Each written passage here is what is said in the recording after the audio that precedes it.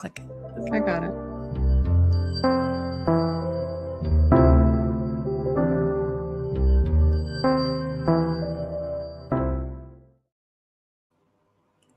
Good morning, everyone, and happy Monday. Merry Christmas. Happy New Year.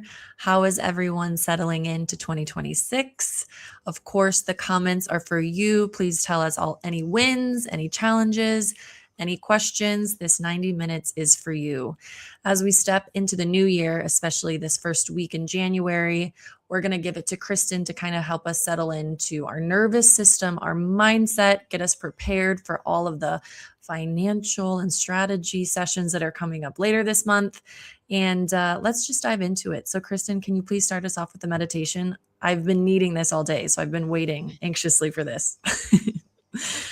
Amazing. Thank you so much, Anna. So before we begin, let's just make sure that we're all in a nice, comfortable position as always, ensuring that our feet are nice and grounded on the floor. Maybe just shrug your shoulders a little bit, allow them to relax, rest your hands gently in your lap. And whenever you're ready, you can close your eyes. Today, you don't need to fix anything. You don't need to understand everything. We're just going to give ourselves a few moments to settle into our body. Bring that awareness into this moment and this space. Now I want you to start by taking a deep breath in through the nose, filling those lungs up. And as we exhale, just try and lengthen that exhale and soften your shoulders. Again, breathing in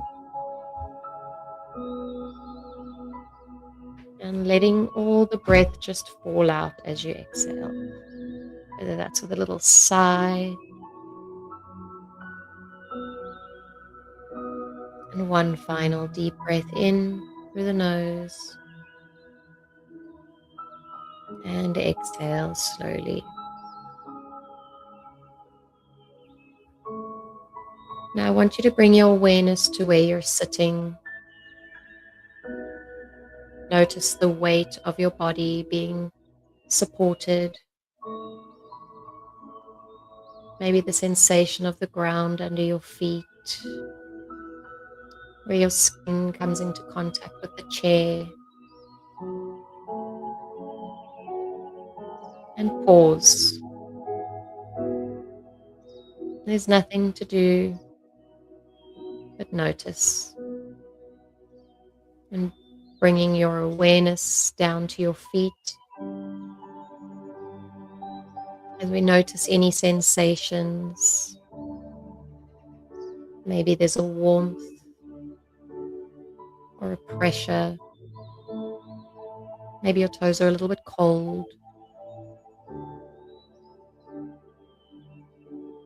Let your feet be heavy.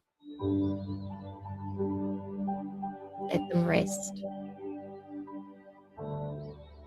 Now I want your awareness to slowly start scanning up your legs, up your calves, your knees, your thighs. If you notice any tension, you don't need to change it. Just notice. Notice the sensations in your legs as we keep moving up to your hips and your pelvis. This is often where we hold uncertainty or fear. Allow this area to soften, even slightly. Notice how your lower back and your stomach feel. If there's any tightness here, Just acknowledge it with kindness. As we scan up to our chest, notice the rhythm of your breath.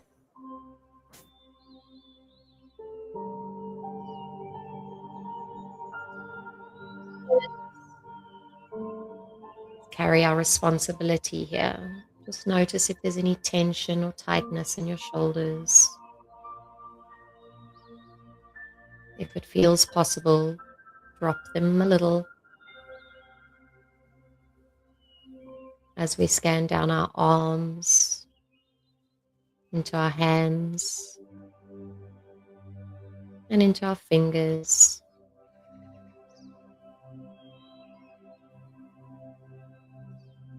We continue scanning up into our neck, in our jaw. Notice where there's any tension in your jaw, whether you're clenching, in your face, scanning up all the way to the crown of your head.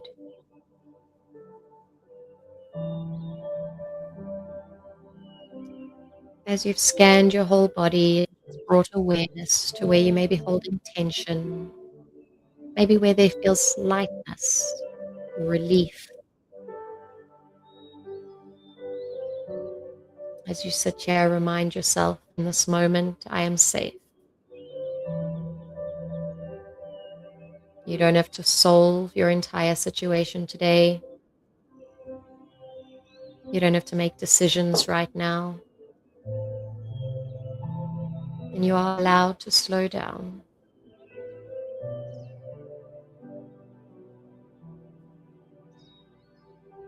I want you to take one more slow breath in and just let it go. Let those worries and those tensions go.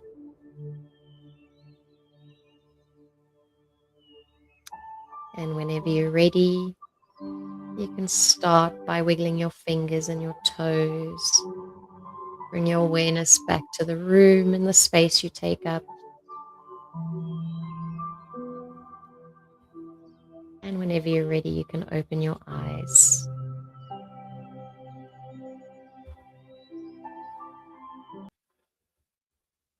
I hope you all enjoyed that, as we always open our circle up with a little meditation just to bring that energy and kind of start our sessions off in a right way. So we usually go around asking as well what everyone's week has been like in their field. So Anna, you're unmuted. How has your week been in the creative business entrepreneur area? Good. And I think, well, okay, I'll address this and then I'm also address something in the comments too, because while thinking about my business, my industry, everything, everyone in the comments too, I think the holiday season, I always like think that it's going to be busy and I'm going to get so much work done because no one's bothering me and it's like time to like hunker down. And I know Melissa did so much because she was like in her ninja mode. And then here comes the holidays and then I'm like, yeah, well, maybe I just like want to pause and not do anything. And maybe like, is that okay? And then I like balance this, like feeling really guilty because I'm not doing anything and like panicking, like, well, does this mean I'm going to never have clients again because I'm not doing anything? But then my energy is like, Anna, pause, rest. You need this. And I got sick again. So it was this like, okay, maybe I do need to pause. So it's like a weird balance. And I'm sure, I don't know if anyone else is kind of experiencing that, but I also kind of, to go on that train of thought, I wanted to prompt our listeners and anyone else here, even on live, how we are. But by the end of 2026, I want to be someone who, and then you can fill in the blank.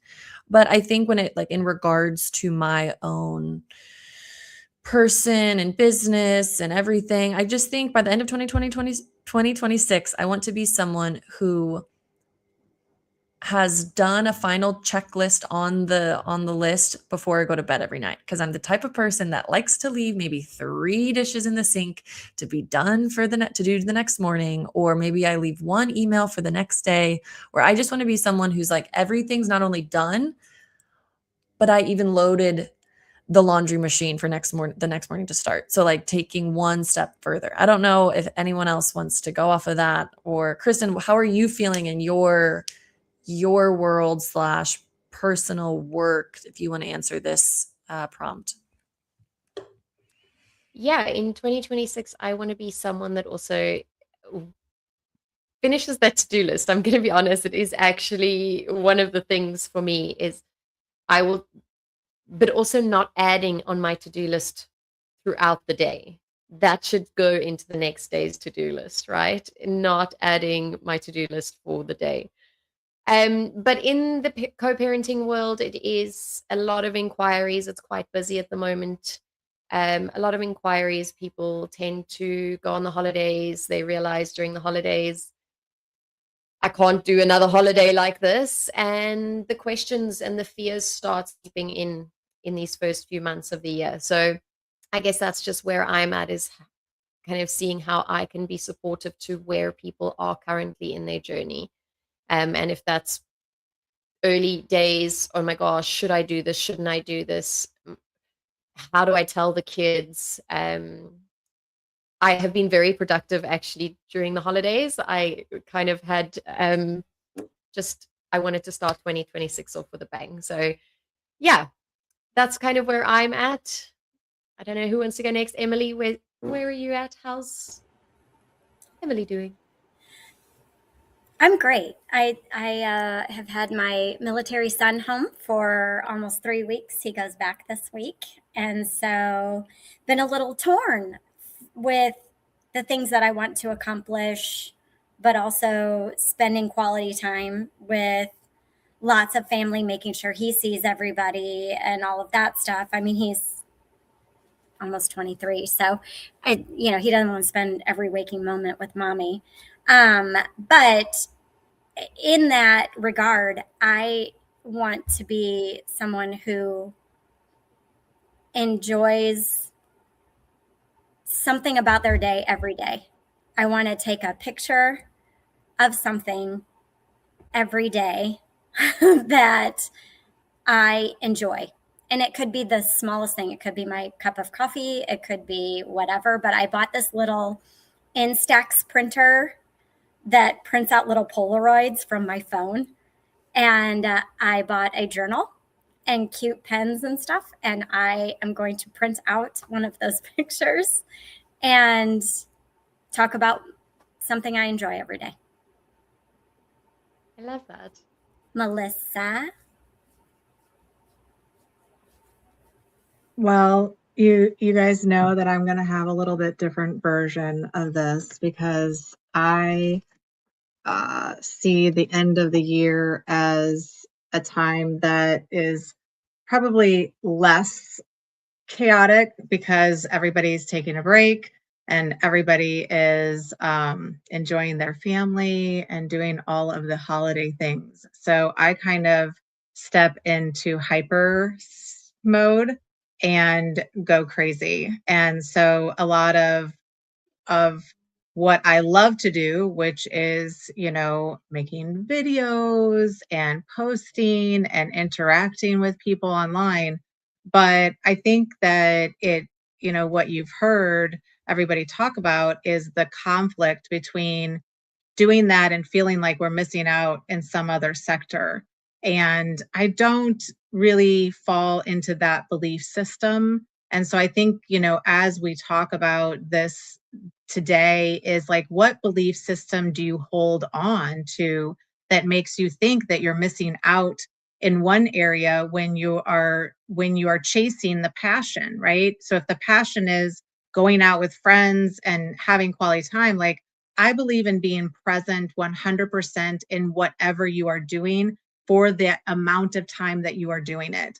And so again, our holidays do not include a tremendous amount of family. So, like, all of my family was doing their own thing, and enjoying quality them time and reading and, being outside and just doing really calm things. I just was in the background, like being psychotic about, building businesses, fixing things and creating, different guidebooks and things like that. But at the end of the day, that's what I love. Like I am super passionate about it and it does bring me joy because normally I'm working on client work and I don't have time to do all these things. And it actually sits in the back of my mind like, oh my gosh, I wish I would have finished that. I wish I would have re-edited that. And it just, a lot of things seem undone. So for me, it was kind of closing the loop on certain things, testing out some things. I like to test out things over the holidays because if I mess up stuff, nobody's going to know. But it's following that passion or the belief system that wherever you are present is exactly where you need to be present with, right? And even in the capacity for somebody like me, I'm like, hey, why wasn't everybody working? Like, why wasn't everybody doing anything? And yet it was sort of stepping back and saying, hey, that's what you're going to choose, but is that what everybody else is going to choose? Like everybody else might like their extended family a little bit more and want to spend time with them, right? Like everybody's got this different, but in essence, I don't, like a central belief system that I have is I don't believe in time. And so it meant that I stayed up later. I woke up when I woke up, there was no rules around it. And, so I think it's rethinking about like what belief systems did you hold on to from 2025 that you're like, what, I don't think that that's going to flow with me. Like when people tell me, oh, you shouldn't be working at midnight. Well, I don't know. There's something that just happens between midnight and 2 a.m. that for me is like, it's quiet and I can think and like I get so many things done. And then when I go to bed, I sleep like a baby, right? That's not for everyone, but like, why does it matter? I was posting on LinkedIn. That's a no. No. You're going to show everybody you don't have balance. Well, I don't. Like I'm a pedal to the metal girl all the time. Why am I hiding that? Because everybody else thinks that I should have done something else for the holiday, right? And so it's having a mutual respect, but it's understanding like what belief system do you have that creates that you feel bad about doing the things that you love? Like have a great time doing it and kind of meld into it. So that was my takeaway from the holiday. Like I did now come January, we also onboarded a few clients. Like I was in an all day mediation on New Year's Eve, like and Christmas Eve. So like, there were some emergencies that happen over the holidays. And as we enter into January, everybody wants to label this divorce month. Well, you guys have already been in this for a while, right? This is just after the holidays. It is stressful. All of these things that you had to do that you didn't do, or you let people down, or you didn't get to attend the holidays because your spouse was there and things like that. Like, how do we go into the new year manifesting what we want the reality to be, as opposed to feeling bad about what we theoretically thought we don't miss out on anything. There's nothing that we're missing out on. We do exactly what we want to do in the way that we need to do it and at the right time of where we need to be. And so how do we start to layer off, because that's a mom guilt. Like that's like what we're talking about of each of us thinking, like I should have done more with my kids. I should have done less with like, that's just mom guilt of feeling like we have to be in 800 different places. Every single day you do enough. And then you're like, who cares? Like if it gets done, it gets done. If not, you're psycho like me and just stay up until 3 a.m. But like that's not normal for all the time. That can't perpetuate all the time, or else you're going to break down some of your body. So I think it's also understanding what your body needs and being more abundant and open to the fact that it could change. Like today I woke up and I was like, I do a lot. Like I'm kind of tired today. And it's Monday and I should be ready to go, right? So again, like how do we give ourselves some grace in going forward that all of our experiences are exactly where they need to be. I don't know if you guys have some takeaway from that or want to piggyback on that a little bit, but I see we have I, someone in the comments there as well saying, I've noticed a greater presence of the divorce allies in my YouTube algorithm. Seeing you in the midst of my scrolling would snap me back to focus. Lol, but I'm very grateful for this. Thank you for everything each of you do for our group.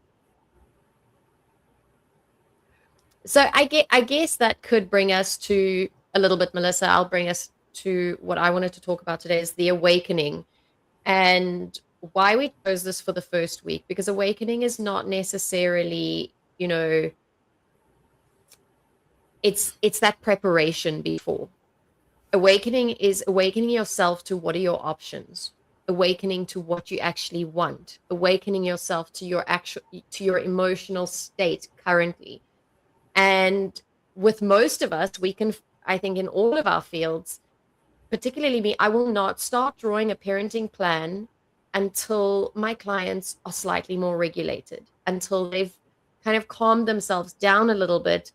Because if you start drawing up a parenting plan, if you start doing the finances when they're still so dysregulated, things can go a little bit haywire. So most people think that the first step in divorce is telling your spouse. So I don't know, you can let us know if there's anyone here that hasn't told their spouse yet. But my first power move would be planning in the dark beforehand. Let me add up. I've got some slides here that I actually forgot to add, guys. So awakening, your power moves, your emotional safety, and preparing before things get loud. So the first thing I want to talk about is that myth of amicable.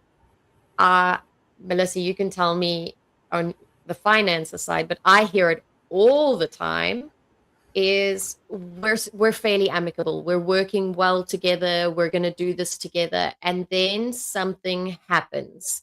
Someone doesn't get what they want. Someone has the audacity to ask for something that they shouldn't ask for.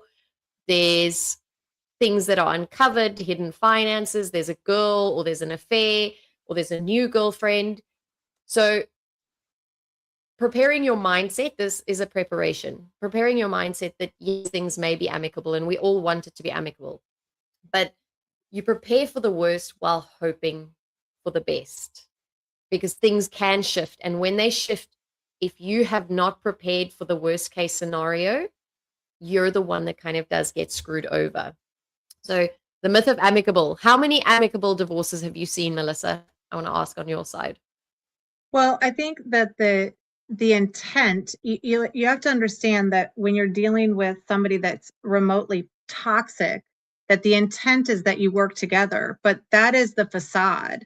And so you have to just operate as if that is the facade, that you as long as you can work together, you're going to gain more information, you're going to get more documents, you're going to get more participation. But at any point, and this is where I think it's interesting about manifestation, you're not focusing that things are going to go wrong. You're prepared to work together as long as it takes that they are also a willing participant, that is reciprocity, they're working together. But the moment that they're not, you have already have some of that planning in the background, right? And you're feeding them a draft of the parenting plan. You're feeding them a draft of a settlement agreement. Like, you are still prepping. You don't need to tell them everything. You don't need to use this. This is the hardest part, I think, whenever you are separating from somebody who you have shared a lot of information with, is that you have to keep some of this to, like, you have to almost be hesitantly willing to work together so that you're gaining information. The moment your spidey sense, your intuition, your something goes off of like, you know what, I don't think that they are as amicable as I think, you just talk less and you don't give away as much, right? You always are trying to gain access to information, but you're not trying to give it back. You're not trying to make them feel good about it. They're not trying to make them feel better. You're getting comfortable with saying less and dealing with things a little bit slower, and that can still be amicable, but it just means that you have to be very hyper aware of like, is this really amicable, or are they kind of tricking me in a sense, right? So you have to put on the facade of working together, but for the most part, it will work until it doesn't, and you don't know where that is. And so as long as you're prepared for it, it's going to be doesn't work at some point, that they are like, oh no, I'm going to come off of 50% of my stuff. They're not going to like that. So I think, yes, it amicable does work, but you have to be very well aware of its limitations as well as what you gain from it. Like, work together so that you can get those bank statements and those tax returns and access to that financial information and an understanding of their calendar for the parenting plan. But the moment your spidey sense starts to activate of like, they're not being up and up, it doesn't mean that you blow it up. It means that you simmer down and don't share as much, right? Yeah. And you brought a great point there. For a parenting plan, it's not about if it's going to be amicable the whole time. It's when there's a disagreement, because there will be a disagreement when it comes. I know, Melissa, when you're done with the finances and the divorce, it's generally done other than maintenance and child support. But the kids is a long-term thing. The kids is a forever thing. So when I draw parenting plans, or my parenting plan system will very clearly have a resolution process. What happens when we disagree? Because we are going to disagree. It's not always going to be amicable. There are going to be times, there are going to be disagreements. So what do we do when that happens? So moving in the dark in the early days as well. Melissa loves a moving in the dark. Emily loves the start getting your credit report as well early in the days. So this is that plan quietly. Yes, you want to be amicable. So this is the flip side. Yes, you want to be amicable, but you also want to move wisely and protect yourself early. This can mean gathering information quietly, looking around, finding what information is available already to you, gathering that information quietly. You do not need to announce it. You do not need to make it clear. You do not need to ask for anything. If your spouse is, particularly if your spouse doesn't know yet, this is the best time, is if you've not even asked for a divorce, mentioned you want a divorce, filed for divorce. This is when things haven't been moved yet. Understanding your options. This is huge, because most of us think the legal system, or having an attorney first, that first phone call, I want a divorce, great. I need an attorney. I need to pay a retainer. Now I'm on the clock of the attorneys, and that's the option. That's how people get divorced. But understanding all of your options. There's mediation, there's arbitration, there's litigation.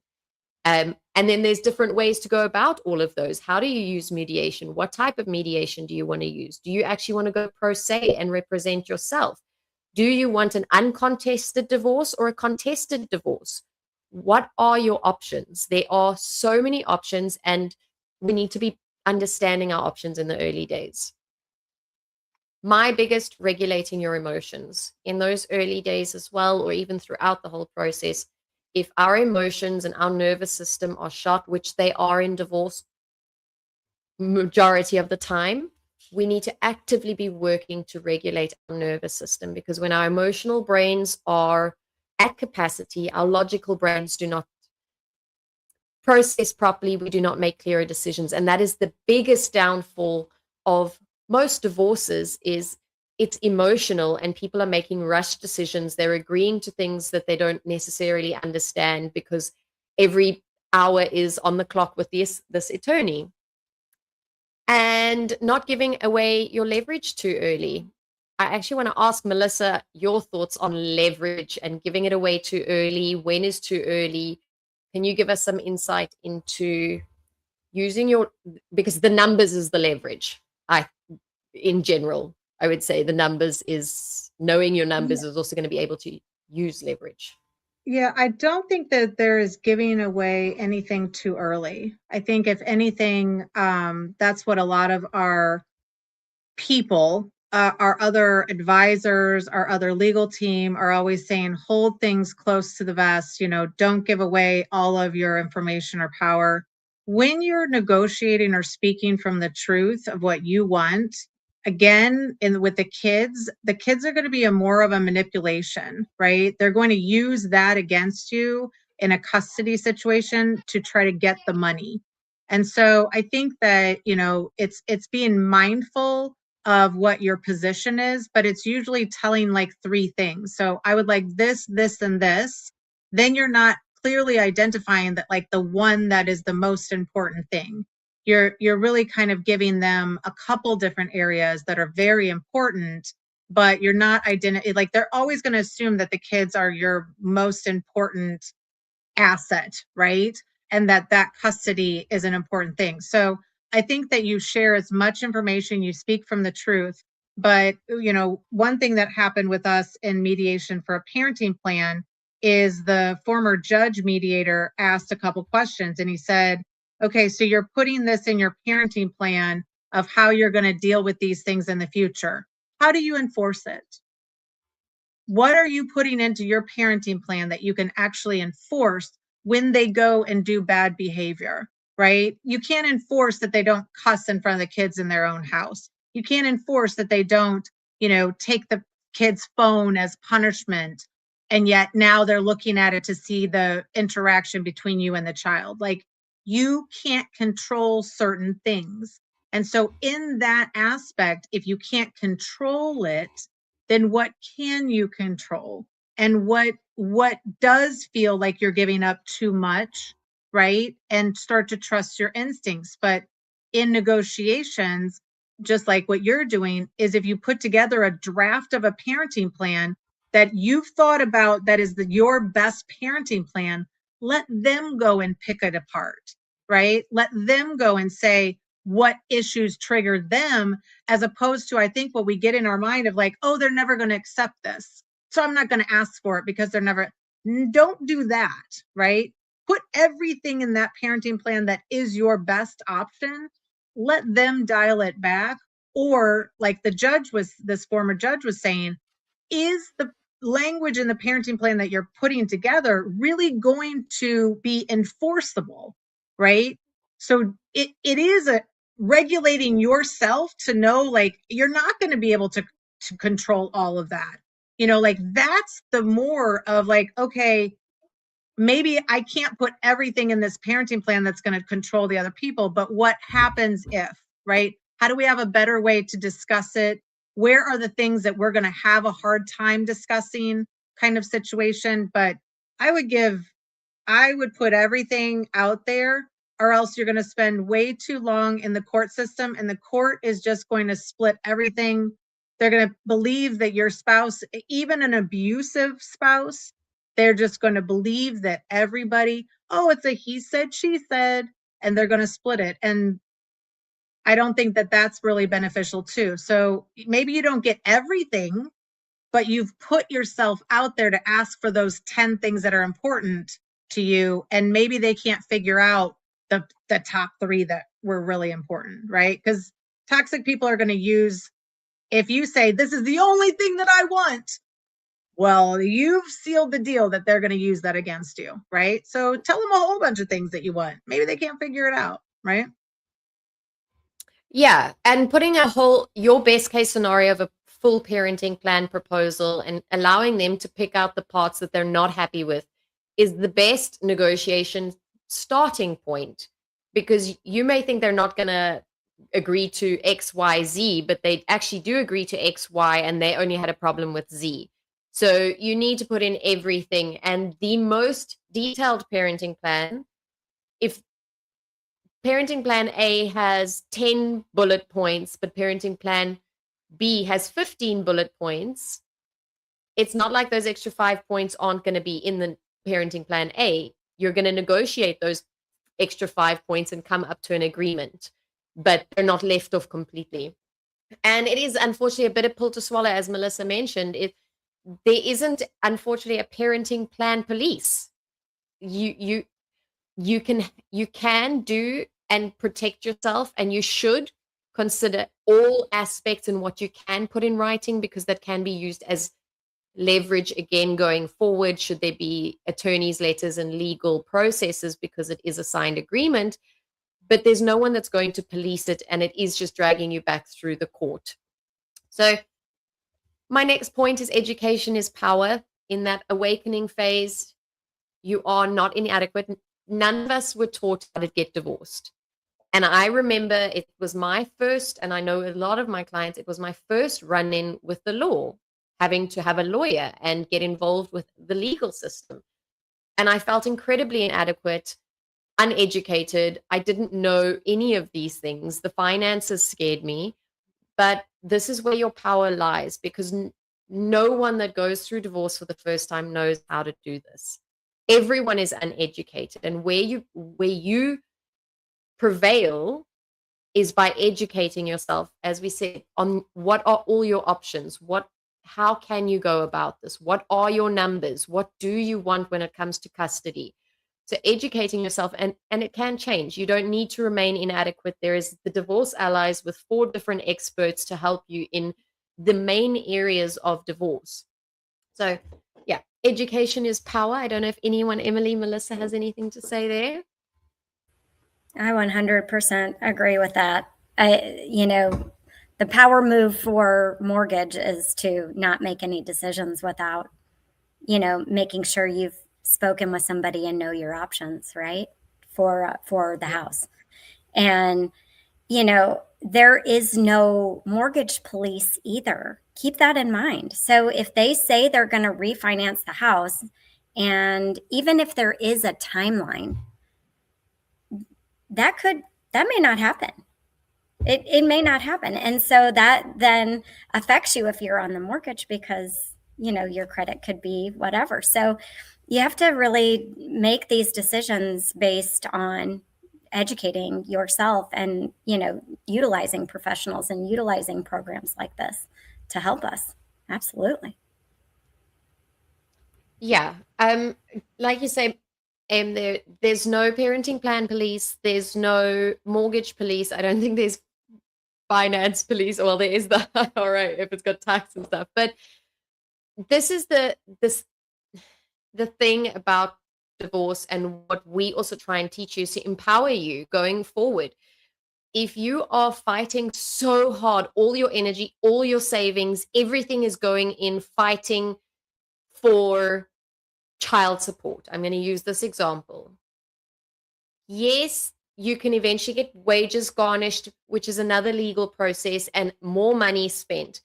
We are best guiding you into get to a point where you don't need that person. If you've got an unreliable spouse or co-parent or future ex-husband or future ex-wife, you need to rely on yourself. Your lawyer might be unreliable. You need to rely on yourself. You need to educate yourself.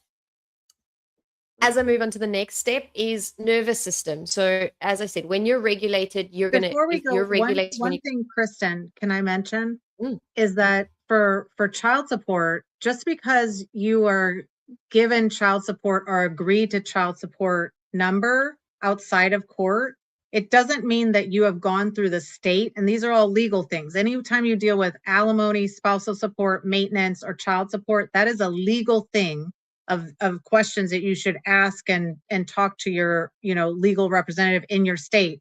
But it doesn't mean that you have gone through the system so that they are automatically collecting it or sending it back to you. Like, those are 2 completely different things. And so that's where, and again, what we know from Emily's standpoint is, like, if that support isn't getting paid at the same time on a regular basis, that could mess up your capability to get a refi on your mortgage or assume the loan. Like, all of these things are just educating yourself on maybe what somebody should tell you. But at the end of the day, if you don't take it, like, ask the right questions, figure out what that means, then you have this false hope. Even the false hope that if you file in court, that somehow the court and the judge is going to see through the lies. They're going to see through the issues. They are not. Like, they do not understand money. They are not necessarily trauma informed. They don't understand abusive behavior, either financial abuse or emotional abuse or anything, and so this is not a system that's going to help you regulate your nervous system. This is going to send you into, like, triggers and trauma just kind of going through. So the more, like, it's almost like every day, can you take a half an hour a day to do some of the research? Like you're studying for a dissertation, right? You're studying for a master's degree, a PhD in this, or you're going to pay other people to do things for you that are going to cost a lot, that are actually not maybe going to get you to that result, unfortunately. And so I think it's really important to understand that there are nuances in all of this, and that even if you think your lawyer is really smart, even if you thought the four of us are smart, right? You should be talking to other people. You should be getting second opinions. You should be like checking it against ChatGPT, and ChatGPT, you should be checking it against an expert. Like, there is no amount of knowledge that you can know about the system because it was designed for you to not understand it. So if you feel like frustrated and you feel stupid, that was the role of the system in this process. So you can never do too much, and it does seem overwhelming. So now as we talk about like nervous system, it makes sense how this almost has to be a daily practice too, so that you're like, okay, I'm going to go into this divorce process and I'm going to study and understand, and then I'm going to hop out of it, right? For my own sanity, for my own mental well-being and health and such, right? Yeah, and I think right now is a good time to pause for some of these comments because I think it's exactly what we were just talking about. So, is it okay if I address these now? Okay, Yeah. perfect. So, one of our members said, my ex triggered. Well, okay, let me just go all the way up. So, we addressed, I took a bit of a break from thinking assets and numbers and spent holidays with my children and friends. I'm grateful for having support and people who really care about me. That's amazing. Glad that you had that break. Someone said if it was going to be amicable the whole time, then you wouldn't be getting divorced. You'd be getting back together. Kind of a paradoxical idea. Amicable the entire time, I guess. And someone quoted, wise as a serpent, but innocent as a dove. Love that. And then someone said, my ex triggered some emotions by wishing me Merry Christmas. It just triggered anger because he didn't care about birthdays, holidays, and important dates. I didn't open and respond to it until New Year's. I responded neutrally to stay cordial, but I want the communication to be only about children and finances, which I think you took the right Now approach.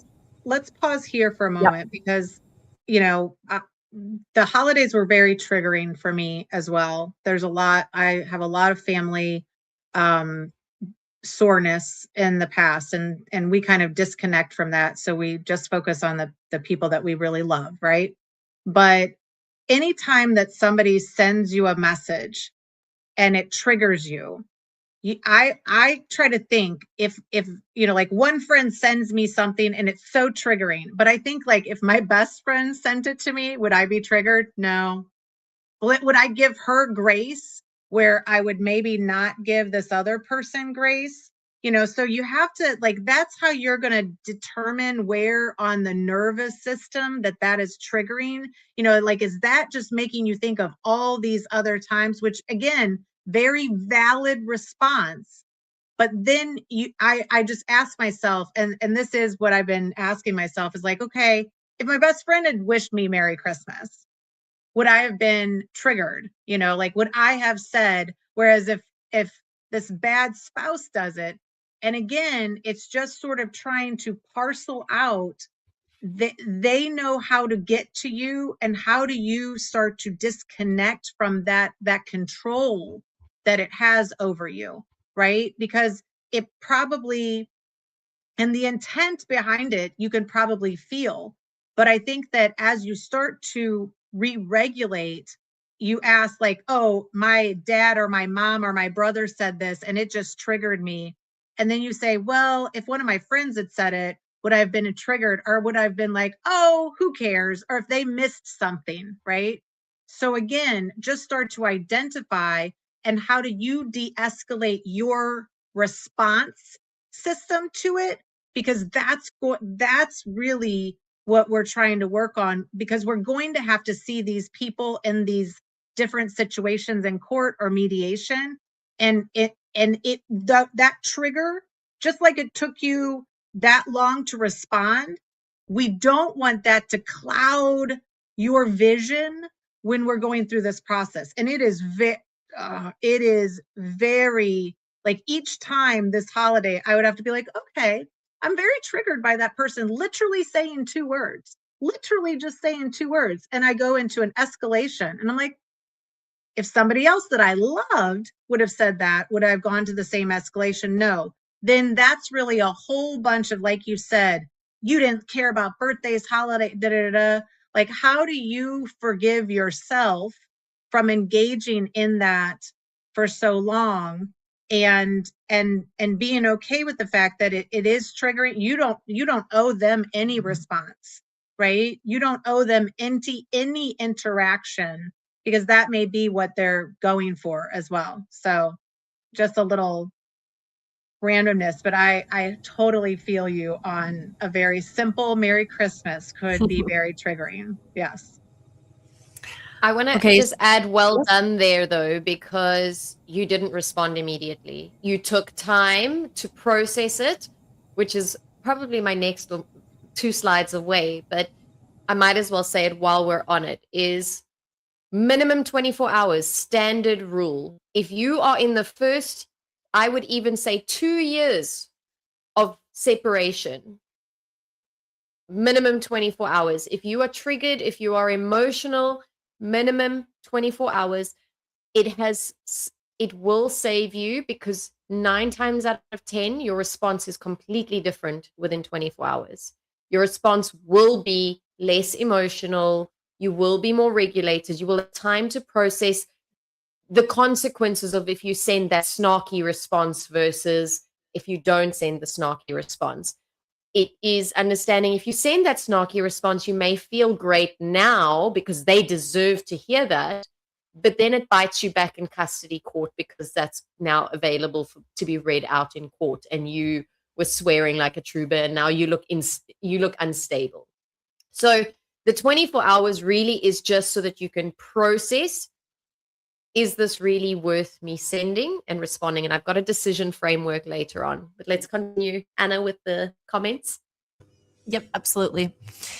Another member said, I'm relieved that my youngest son is 17 and a half. And at this point, so custody and parent time isn't something that my soon-to-be ex can use as a manipulation throughout the rest of this divorce. Example, my kids aren't teeny tiny anymore. Yeah, exactly. Kristen, you want to add anything there? No, that does help. Your kids know exactly who each parent is already. They've lived, your son's lived 17 and a half years. He knows who mom is. He knows who dad is. He doesn't need anyone to do any smear campaigns. So yeah, that is a nice relief. Yeah, there's a woman on TikTok that I follow that's really fighting the court system pro se. And I mean, she had a post yesterday that almost made me cry, in that her kids were like, you got this. Like, she's going into court today, and they were like, her 14-year-old was like, you got this. Like, even your kids seeing that you're fighting for them, or fighting for yourself, or standing up to this behavior, is going to reverberate through them. And quite frankly, I am so happy that you don't have to deal with it, because the worst part of divorce, beyond the money is an easy fix, right? Beyond the money, if you have custody of small children, that is the hardest process. And that is where you have to regulate so much more, because the triggers will come way too, like, the 24-hour rule is just steadfast in that these things are going to be used against you. When he goes into court and says, all I said was Merry Christmas, I was just trying to be nice, and she jumped down my throat like she always does, that is not the truth, right? You are just trying to correct these atrocities of the past. But at the end of the day, when you have younger children, it may be that you have to step us back a little bit, and that is going to be the hardest thing. So I love that we all don't have to deal with this, because that is probably the most difficult in the current court system right now, is custody of small children, especially with a toxic person who wants to use that against you. So it's the alienation is a real big issue against women right now, as opposed to the other way around. So I have a lot of clients dealing with that. And then going into probably another great conversation, someone says, tricking me is a huge point. Like, quote, don't look behind the curtain. Been telling spouse they have been playing chess and I was playing checkers. Was on last week and you being Melissa said, look at taxes. And I went on and downloaded 5 years worth. Found out they took IRA withdrawal in 23 and 24. That is why we have the tax debt. I was so clueless. Just let this person run the finances. They are a CFO in their company, so I was complacent. That was helpful from last week. Take the blinders off. And then someone responded right after and said, same. It's so shocking and upsetting to see WTF has actually been going on. Do you want to? Yeah. Okay. Keep on going. Okay. Next one. Person says, it's draining when not only are we supposed to, quote, educate ourselves, yet someone is lying all the time, deliberately keeping information from you, hiding info, misrepresenting everything they say about the mortgage, investments, income, etc. So you also have to become an investigator. It's wild. It is so crazy. But again, there's two pieces of this, is that how much do we want to go down the rabbit holes to know the purest truth? And that's going to take time, effort, and money, and you may never get to the truth, right? You are getting enough information to show that the person was not being truthful in the past. And so these indicators are going to be very useful in negotiation, in mediation. You know, we were blessed to be in a mediation last week on New Year's Eve for the entire day, like pretty much like 10 hours. And the first thing that they hit us with was a whole bunch of transfers in her account that looked suspicious, right? To the extent of, if we hadn't been in the room and literally had the statements, by the grace of God, to pull them up and show the mediator immediately how there was nothing about that. Like, one was a tax payment, one was a deposit coming back from a rental property. Literally, the mediator, hook, line, and sinker, believed everything that charming spouse said to him. Every single thing. By the time we were done in our hour of pulling up the statements, like in real time, and showing him, hey, no, this is not it. Then the mediator was like, oh, wow, yeah, you know what? None of these things are really relevant. Like, some of them were even made up. I said, sir, I got to be honest. I'm pulling up every single statement. I do not see that transfer. And this was, again, a surprise that they came fully ready to kind of surprise us, right? And we were able to combat it. So absolutely, the more you just see the pieces, some of these things you're not going to necessarily say, but you're putting it in your back pocket of like, oh, the reason why we're on the hook for taxes is because of this, right? Not because of whatever they're going to make up. So it is, again, these surprises, if it's hard for you to deal with those surprises, you need time to integrate them and to understand that, like, this person wasn't just lying in one situation. Now, lying by omission, right? Lying by not telling you things is typically, for a person who is toxic, is the easiest way to lie. And in their mind, they do not believe it is lying.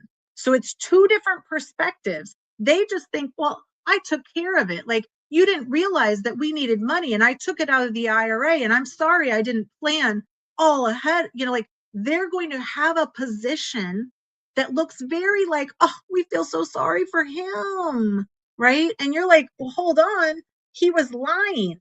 They might be like, well, he wasn't lying. He just took care of things bad. Like, he's a bad business person. He's a bad tax person. He's a bad da, da, da, da, da. There's going to be reasons, but you need to collect the data and keep collecting the data. When you go down a rabbit hole and you see that there is information, you may need to continue to go down that rabbit hole. You may need to continue to collect the data, sort it, organize it, so that it's ready for when the other lies or the explanations come out. And he says, we're both on the hook for the taxes in the past. Why would he say that? Well, he would say, I use this money for marital purposes because you're spending so much and I couldn't keep up with it, right? Like you have to, the chess and checkers is a very important thing. You have to roll, now that you see the lies, where else are they going to tell them?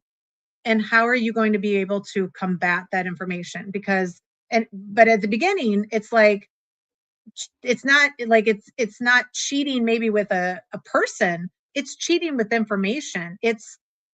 And again, I would also say forgive yourself for falling down that pathway of, trusting somebody and it wasn't a good path. But we totally understand. I know that maybe the other people are talking about some of this as well.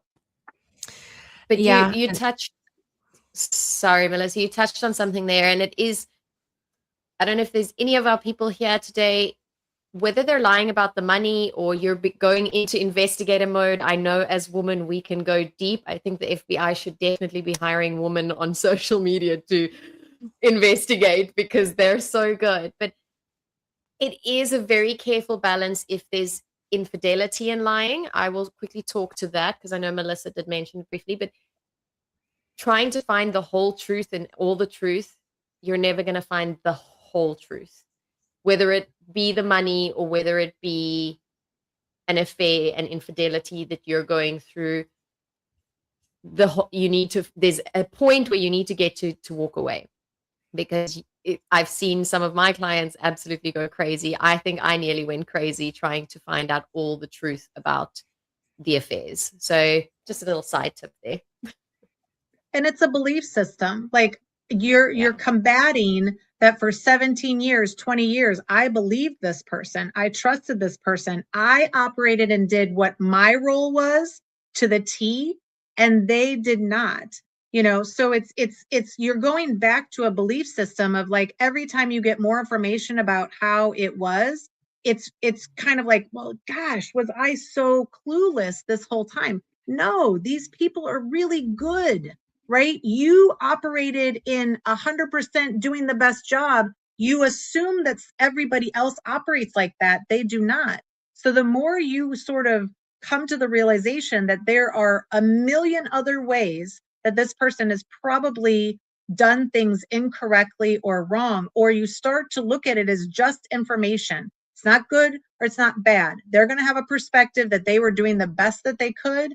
And you just say, okay, I recognize that this person has probably lied about a lot of other things. You start to have discernment about now what you see. You do not just trust everything blindly. You do a little bit more digging. Does that make sense? Is there, you go back to the CPA and now you say, could you give me the, work papers for that? Let's go back to this advisor.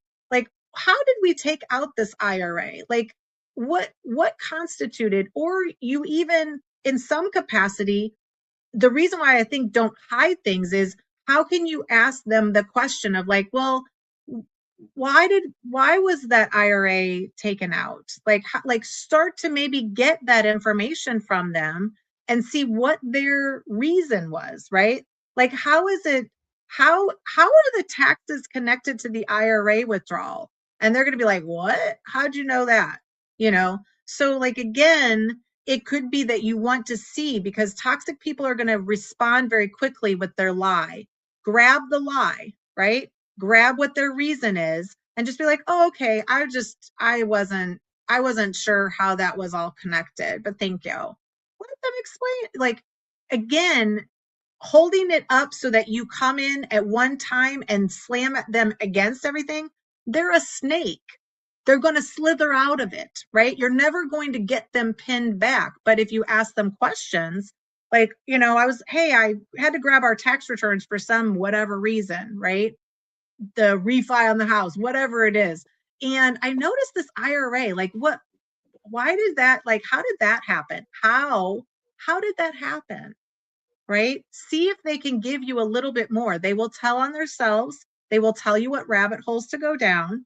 And again, you have to be strategic a little bit in this. So then someone said, yes, I definitely do a lot of investigating and connecting the dots. It takes so much time. And then the previous person said, this is the part I'm afraid of. And I know in the reality, he might be ordered this or that, but I have a way to ensure he can't not comply. He will maneuver to get out of whatever he is ordered to do. I have to legally and financially and strategically preempt what I know his tactics are. He does not follow orders or do what he's supposed to do. He does whatever. Then she follows up with another catch 22. I was a tad trigger. He didn't even text my kids on or for Christmas, and as they were, yet had he texted any of us, we would have been even more triggered in that worse way. So I'll take the no text type of trigger. Yeah. So do you want to address the first one? Well, the legal thing is that you really have to understand that there are legal rules in place of how you go about this. So contempt of court, or they're not giving discovery, or they're not doing these things. You just have to be proactive in understanding that the court is not going to protect you. They're not going to comply. A toxic person doesn't care about laws or rules. And, like even from the parenting plan perspective, that's why they're never going to create a parenting plan that protects the co-parenting relationship going forward. Like they're not going to put that thought process in play.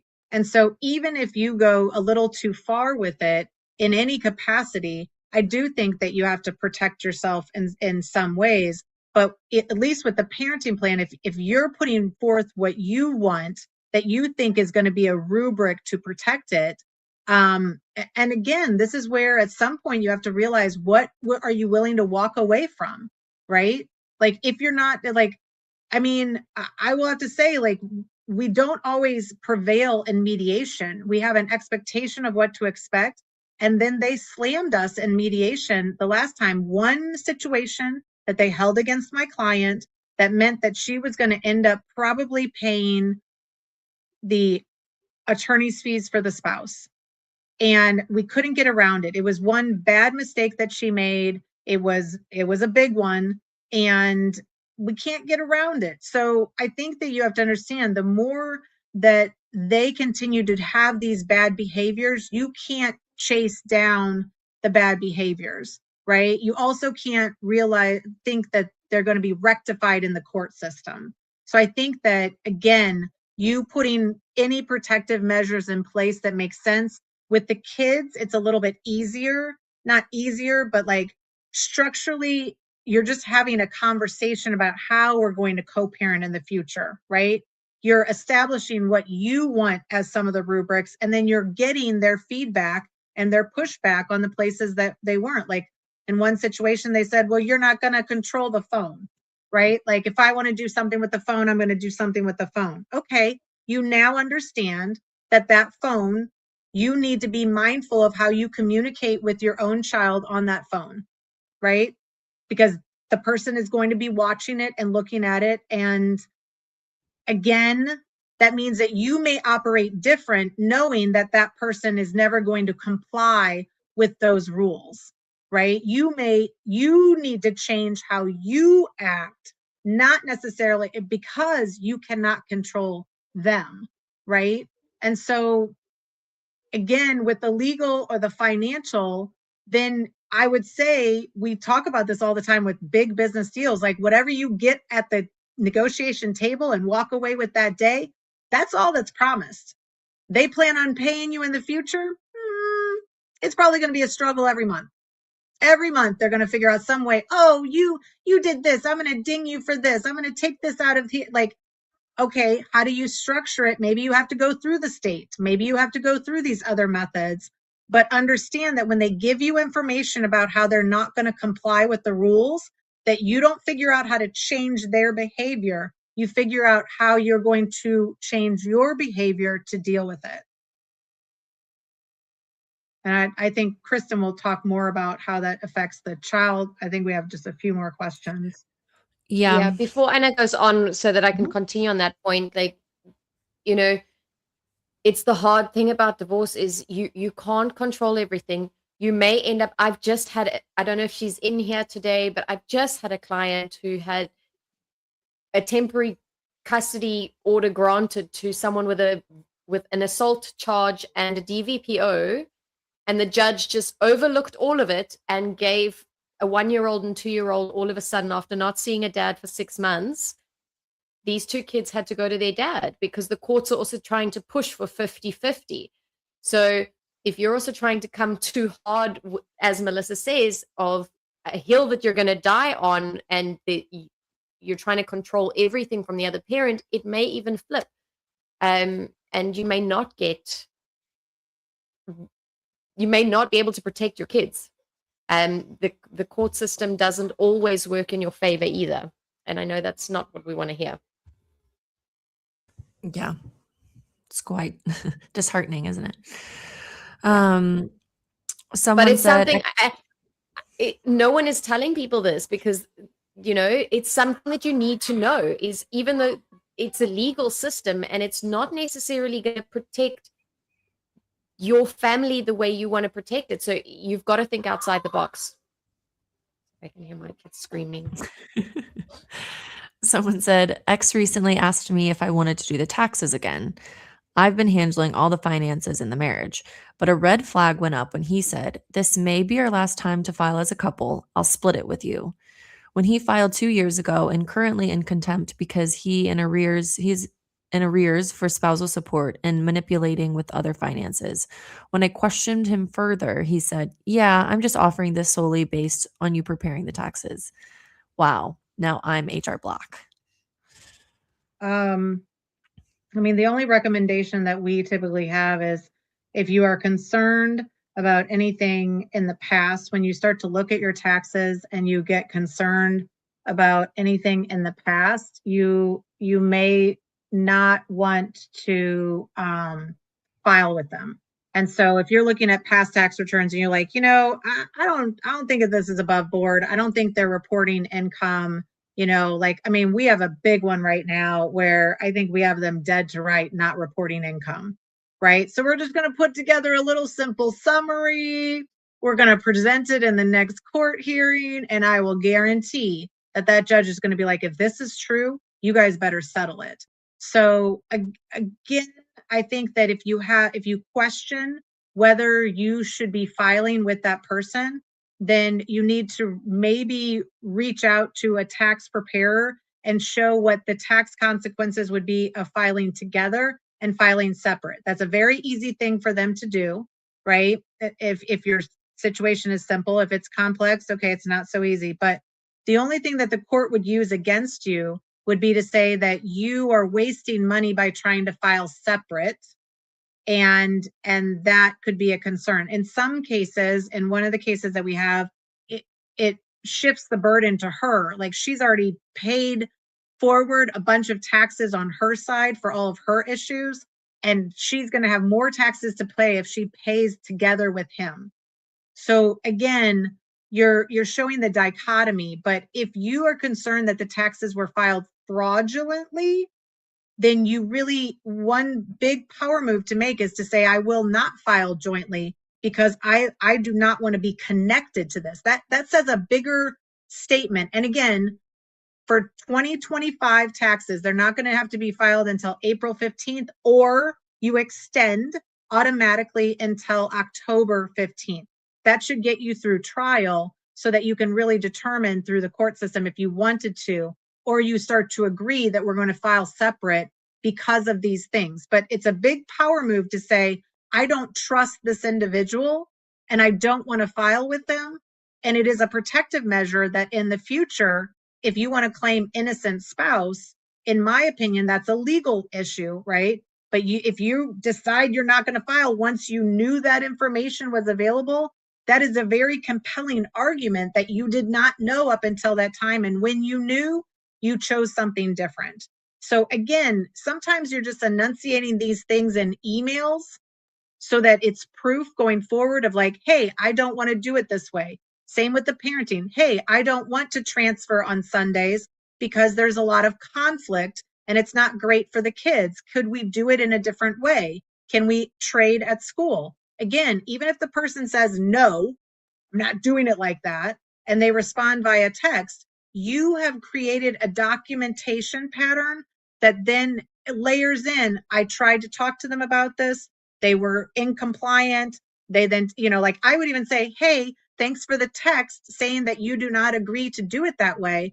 I just would really appreciate that we did it a certain way. Or structure all of your communications through like our family wizard or something that's online that keeps all the categorization. Now, you think that the judge is going to look at that. They are not. They're not looking at it until the day of trial. So, but you're documenting in order to protect yourself so that your communication is very clear. It's about one point, not multiple things. And you're just taking it one move at a time to document like your apprehension. Let ChatGPT take some of the emotion around it and make it more simplified when you respond so that you are very just one issue. I'm frustrated with this and I would like to find a better path. How can we limit the confrontation? How can we limit it in front of the children? How can we not be discussing this in front of the children, right? You're calling out the behavior in a very factual way, but you're documenting it in emails that can eventually be used in any capacity if you have to go through the court system. Okay, we got. Yeah, then we kind of go through, however, this may be the only way to get some financial information. He keeps withholding. Wise as a serpent. And then someone replied to another member and said, these jokers, my soon-to-be ex does the same BS. A good reminder to not get stuck in finding out the whole truth, so to speak. Anything connected to my ex is sketchy, period. I assumed that, and he also convinced me of that. Ugh. Oh, and he's in a position of trust as financial expert, spouse, insurance expert, etc. Playing dumbish can be a useful tactic in some situations. We know our guy better than anyone. The court doesn't, nor do they care. Someone said her dad, a CPA and a CDFA, helped her file MFS in October. I hope that was the best thing to do. Right before I filed statement of discovery issues on October 16th. And finally, I legit have to number items and emails to him. Otherwise, he fails to address anything. 1, ABC 2, XYZ 3. So, yeah, a tip on that is send one issue by sorry, a tip on that, I think Melissa's mentioned this, is send one item, wait for him to respond. So, and I know it drags it out a little bit, but if you send 3 questions and he only addresses the one he wants to answer, send one by one so he has to respond and you don't have to number emails. And anytime I think that the where we default to a pattern in this divorce is that they trigger you and then you want to correct them, right? And the moment that you correct them, you're giving up too much information. You're also acknowledging that they triggered you. And so you have to think of, is there any reason to correct them in any capacity, right? So if it doesn't result in some sort of additional action taking place, then you have to start to understand that these people do not operate like you. So this is not your best friend of like, hey, I'm going to correct you and now we're going to work together in a different capacity. That is an incorrect belief system, right? We have to change that pattern. And so when they're doing these toxic things or when they're trying to bait you, is there any reason? Because a lot of times we want to be like, well, let me tell you why that is incorrect. Like you misunderstood. They do not care. They are not listening to anything that you say. They're just watching your behavior and being triggered. And they're getting sort of like, they're getting high off of that in some capacity, right? And so there is no correction. There is, okay, does this result in any change in the behavior? No. Do I need to correct them? Do I need to tell them that they're they're full of it. No. Go back to how does it have any results in the near future? This is awesome. Melissa, as you're saying that, this is what I prepared today for a very simple decision framework for whether you should respond. You wait 24 hours. Is my nervous system regulated? No. Okay, stabilize first. Yes. Does this affect my child? No. Park it. Yes. Okay. Is there enough information to decide? No. Gather quietly. Yes. Proceed and continue. If it's got nothing to do with your child, if it's not urgent, you do not need to respond. If it's an emotional tone, you do not need to respond. My biggest and best kind of communication tip going forward and how to visualize, and it keeps me in track all the time with my personal situation and with my clients, is treat it like a business. And ask yourself this on this decision framework. Are you regulated? Does this affect my child? Is there enough information for me to decide? If not, then you don't continue, you do not answer, you do not respond. Yeah, and I think a lot of people spend a lot of time researching like trauma bonds and, emotional responses and triggers by a toxic or, narcissistic spouse. Again, that could be very relevant to your situation, but at the end of the day, they have been on a roller coaster relationship with you, and people like the thrill of the roller coaster. And so that's why you'll have somebody that's like so nice, and then all of a sudden we have enough divorces that go through this roller coaster pattern of like, they're being so nice, and it's almost like there's a honeymoon phase where they're being so nice that it's almost like an indicator that it's going to go super crazy after that. Again, you can't control the roller coaster, but you can get off of the ride, right? So the roller coaster is going to still keep on going, maybe with them on it, maybe not, but you can exit the next time you get off and you stay off of it and really start to say, does this impact any of the decisions or any of the issues, right? Like, even if you put everything perfect in a parenting plan or a settlement offer, what am I willing to let go of because I'm getting some of that included, right? They can't take out everything, but the things that they take out, are there any other ways that you can then create a different way? Like, you're just trying to put in barricades so that this doesn't go off the rails in the future. There's a lot of things like the parenting coordinator that some courts love this, some courts absolutely hate this.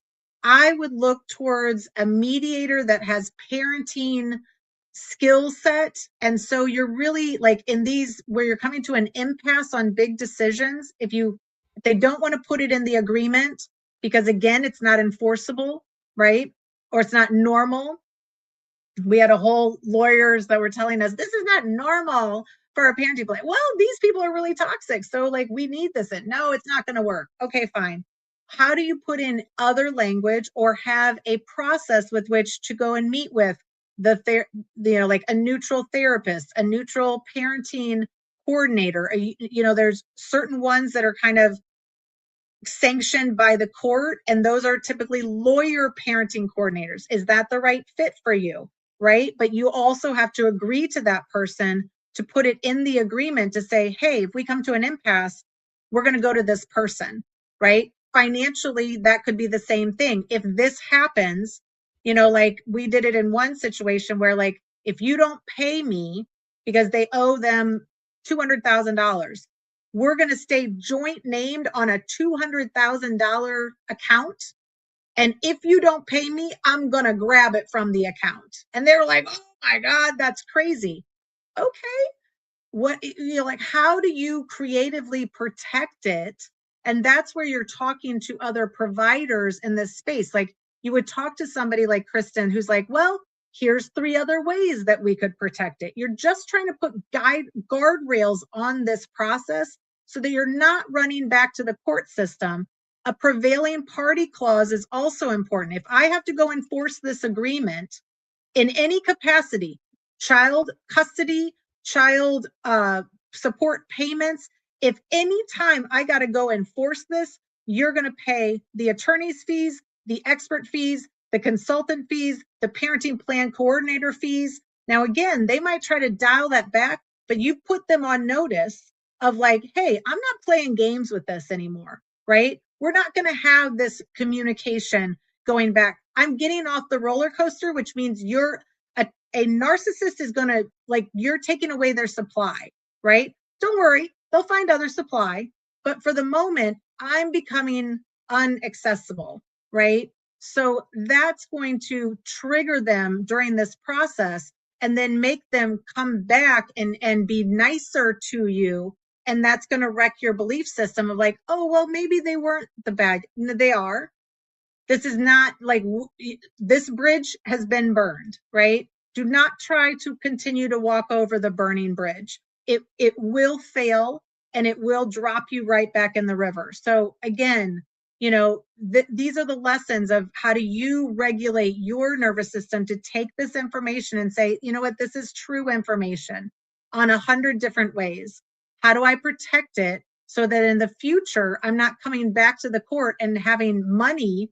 Like if you want to modify child support in the future, you are going to pay my attorney's fees and your attorney's fees to do that, right? I don't see that language very often. I don't see this protective language. But what I do see is when you agree to things, they're going to say, you could have done better. You could have hired this person. You could have done, you're choosing this on your own volition, and then you have to sign that. So put some protective measures in place that prevent you being drained in the future when you think this is done, and it's never done until they're like, potentially of age.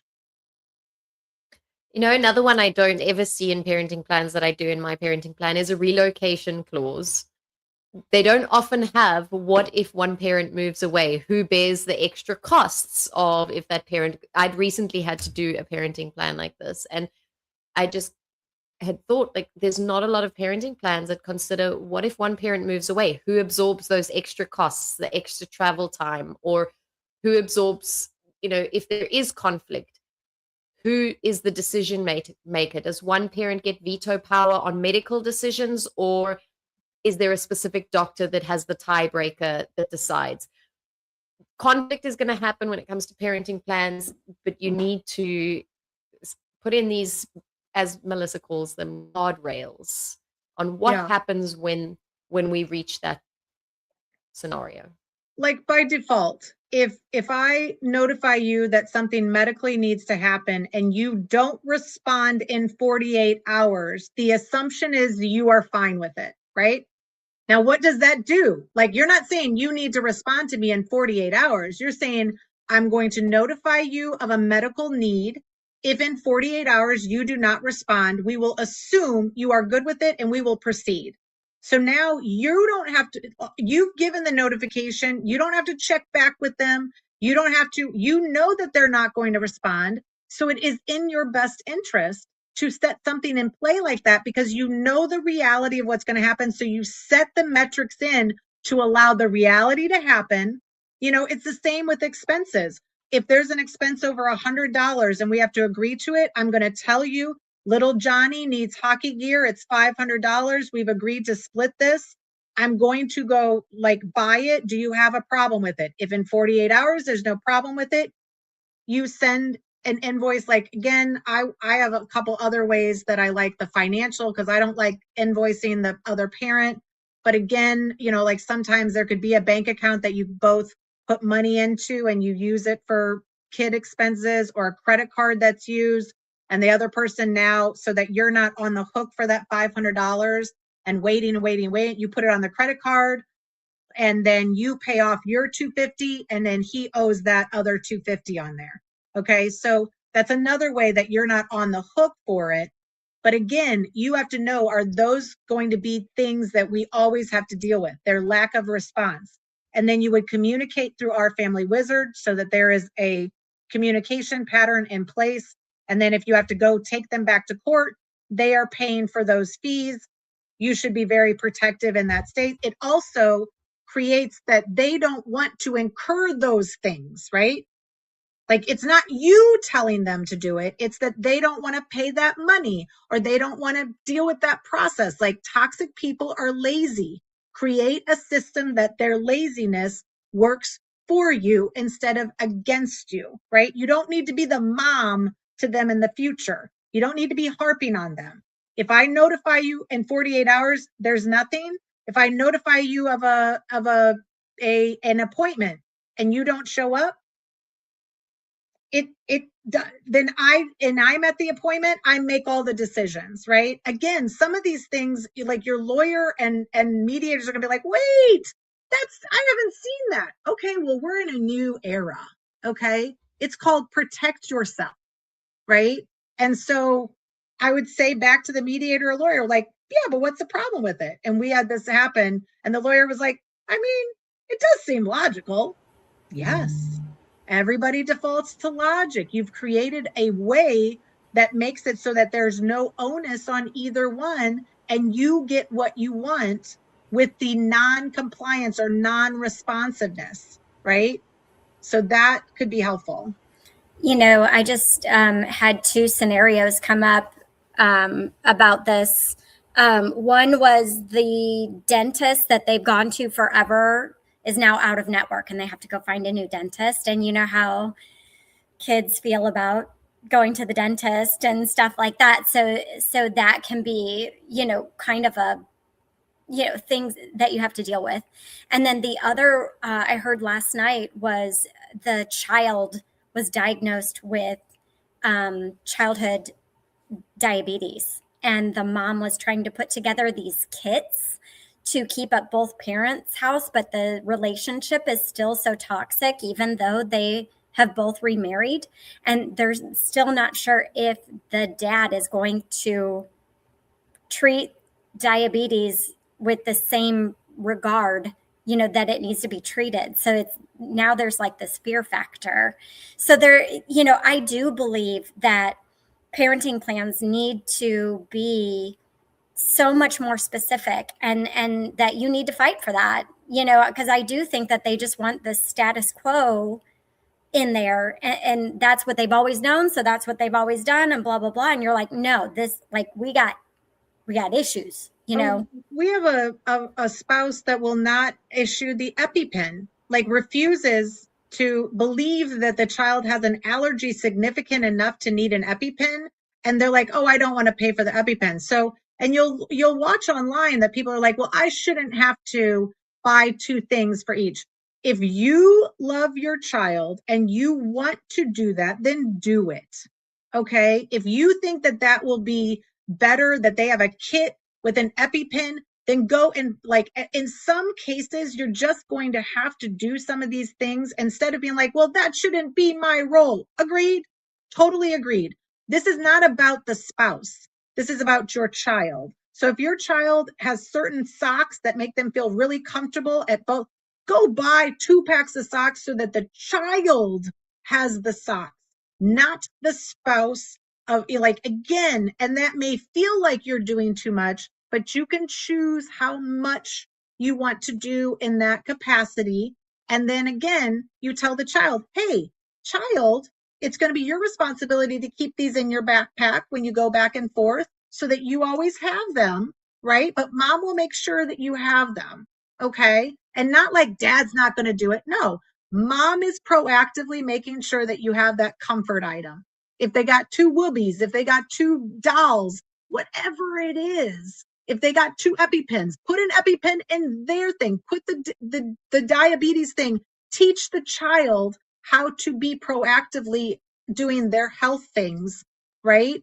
And so that the father is going, or the spouse is going to have to comply with it because the child is now leading this. Like, we're now focused on the child as opposed to the spouse. So I do see a lot of conflicting information out there about how to approach that because we're still hurt.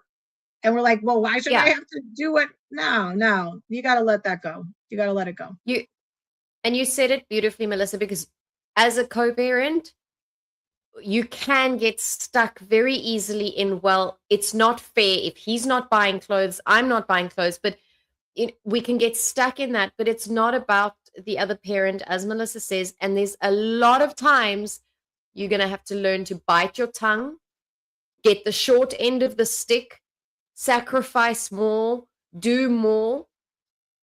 But the point of it all is your kid will see everything you're doing. You do not need to point out. You do not. It's never going to be fair. If you want to be a good mother to your kids, you do what you need to do with or without the other parent. Absolutely. Anna, do you have a lovely exercise? Are you going to read the last comments and then finish us up with your exercise? Yes, absolutely. So, yeah, everyone is echoing about the roller coaster. Just so true. It's abusive. This will be my position for by the end of 2026. I will be the person that gets off the roller coaster. I think that is an amazing goal, and probably a lot of other people are feeling that way too. And someone just said, yes, I need enforcement, things like this, guardrails, etc. This is the best get off the roller coaster ride talk ever. And then just to finish up, someone said, yes, he just can't figure out how to do the taxes or anything for that matter. Use me to get things done, and he takes the credit. He still keeps texting me when he gets sick or gets an owie. What do I do, mommy? Yeah. And then No response. Just again, control No your response. Like if you don't want to, again, I'm not saying that you have to block people, but I have no problem blocking people. I think that you start to put you first, make sure that you are protecting yourself. If those are triggering, you can my kids showed me, because evidently I put everybody on do not disturb, and they said that I could actually let them not be that do not disturb. I was like, oh, that's sweet. You're right. I will allow your couple, to come through. But like maybe you just put that person on do not disturb all the time. And then when you are like really strong, you look at whatever you calmly address it. But like, do not trigger yourself when you know that you are tired, you are hungry, you are emotional, any of those things. I just do like the 24-hour. I don't always do the 24 hours, but I always sleep on it. I'm like, I wake up and I'm like, oh, you know what? You are a little bit more balanced today.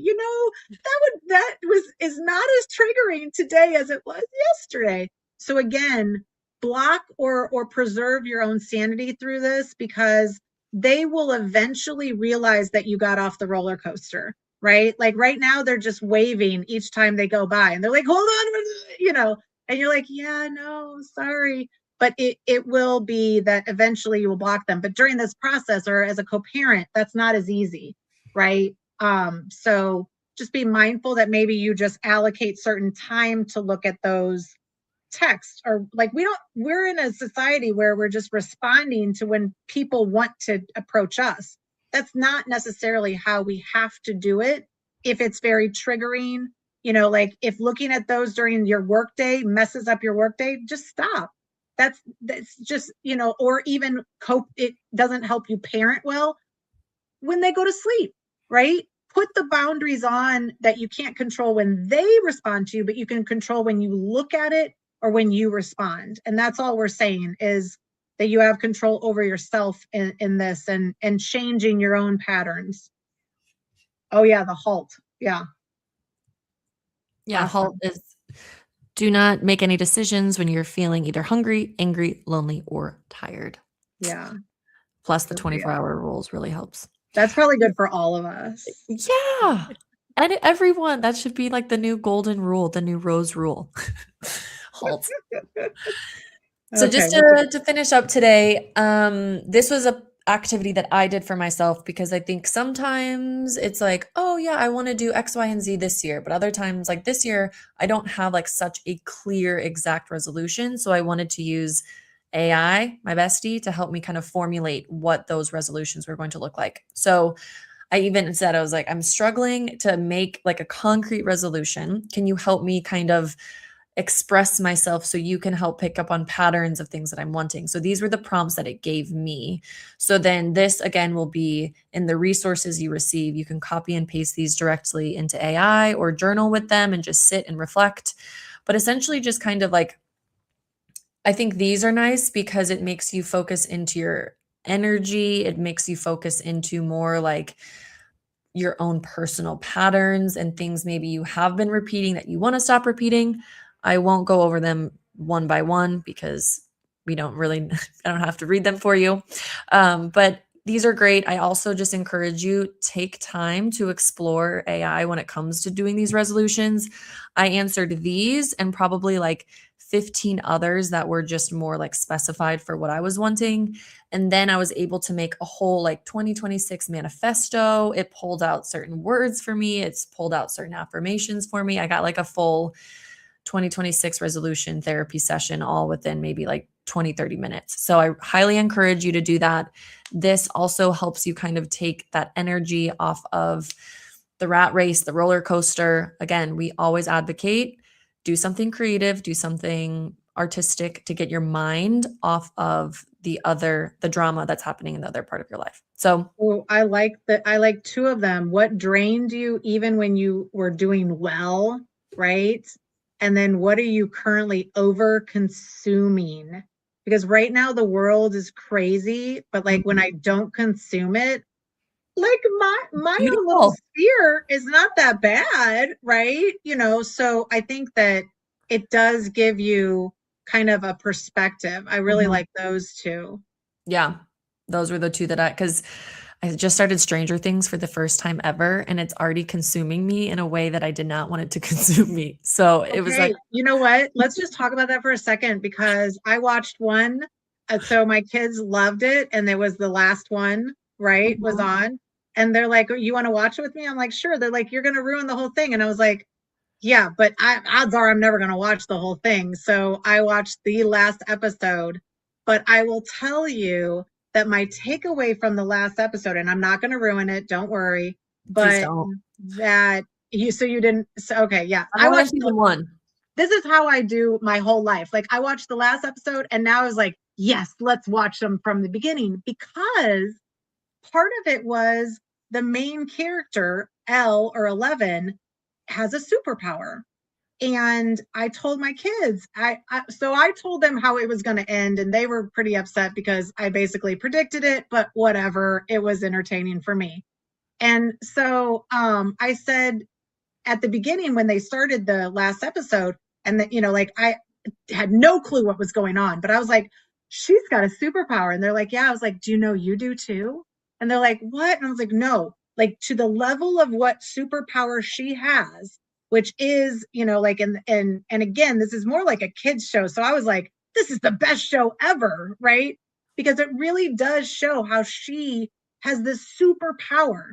And I was like, you guys have that too. And they're like, what are you talking about, Mom? We can't move things with our hands. And I was like, oh, but you can. And they're just like, oh God, Mom, you got to go ruin this. Like, we're just trying to watch the finale of Stranger Things. And I was like, yes, but. So I think that to me, it is the most fabulously underrated thing that has taken 10 years for them to get from episode 1 to the end. And I thought it was so fascinating. It was an amazing finale, and it did encourage me to want to go back. So far, I've only made it to the first like 2 episodes because I kind of fell asleep. But it was the fact that we all have these superpowers. We just don't even recognize them. We don't even know that they exist. And so it's amazing. So many people have reacted to the finale in different ways. And I was like, oh my gosh, you guys didn't get it. Like, no. I said, everything that happens in this Stranger Things is true. It is real. And they're like, Mom, you're like blowing our minds here. And I was like, oh no, because this is a representation of how spirituality and how manifestation and how your superpowers really do work. And it's catered towards these kids, but it is way bigger than that. So maybe we'll talk about that next time, but you will enjoy it. I very much enjoyed Between my jet lag and Stranger Things, I'm not going to bed until like 3 a.m. right now, and it's bad. So we got to fix that this week. All right, ladies, we'll see you next week. If you have any questions, email us in the meantime, and we look forward to continuing this year with you. Bye-bye.